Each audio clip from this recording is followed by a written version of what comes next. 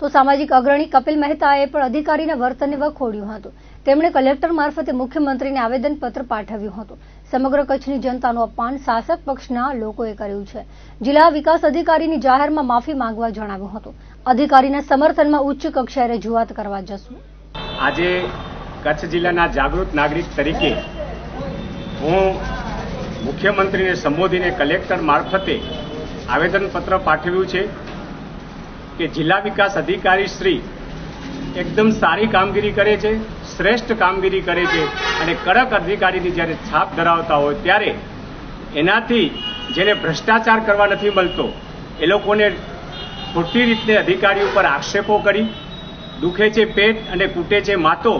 2 દિવસ પહેલા માંડવી તાલુકા પંચાયતમાં જે રીતની મિટિંગ થઈ અને જે રીતનું સાહેબનું અપમાન કર્યું આ પદાધિકારીઓએ, એનાથી જિલ્લા વિકાસ અધિકારીનું અપમાન નથી કર્યું, સમગ્ર કચ્છની જનતાનું અપમાન આ શાસક પક્ષના લોકોએ કર્યું છે।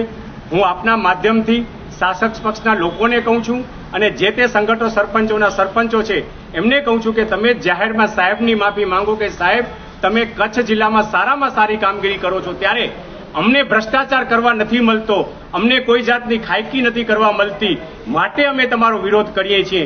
જો સરપંચને કે શાસક પક્ષના લોકોને જે વિસ્તારમાં મિટિંગ થઈ વિસ્તારના લોકોને ખરેખર જો કચ્છની ચિંતા હોય તો ત્યાં યુવાનો બેરોજગાર ફરે છે, ગામડાઓમાં મોટી મોટી કંપનીઓ આવે છે, ત્યાં સ્થાનિક યુવાનોને નોકરી નથી આપવામાં આવતી તો સરપંચો ત્યાં કેમ પોતાની તાકાત નથી બતાવતા? ત્યાં માંડવીના ધારાસભ્ય અનિરુદ્ધભાઈ દવે ત્યાં કેમ પોતાની તાકાત નથી બતાવતા? ત્યાં સ્થાનિક લોકોને નોકરી અપાવે અને ત્યાર પછી આવા સરસ સારા અધિકારી જિલ્લા વિકાસ અધિકારીનું અપમાન કરે। આ અપમાન અમે જરાય સહન નહીં કરીએ અને સોમ અને મંગળવારના રજૂઆત કરવા એ લોકો જવાના છીએ તો અમે પણ તૈયારી કરી છે કે અમે પણ સાહેબના સમર્થનમાં ઉચ્ચ કક્ષાએ રજૂઆત કરવા માટે જશું અને આવા અધિકારીઓ કચ્છમાં રહે એવી અમારી મુખ્યમંત્રીને આપના માધ્યમથી વિનંતી છે કે રજૂઆત કરનારા લોકોને તો માત્ર દુખે છે પેટ અને કૂટે છે માથું એવી રજૂઆત છે। આ રજૂઆતને કાને ન ધરજો, આવા અધિકારીઓને કચ્છમાં રહેવા દેજો। અગાઉ પણ એક કચ્છ કલેક્ટર આવ્યા હતા જેની 2 મહિનામાં જ બદલી થઈ ગઈ હતી શ્રેષ્ઠ કામગીરીને કારણે।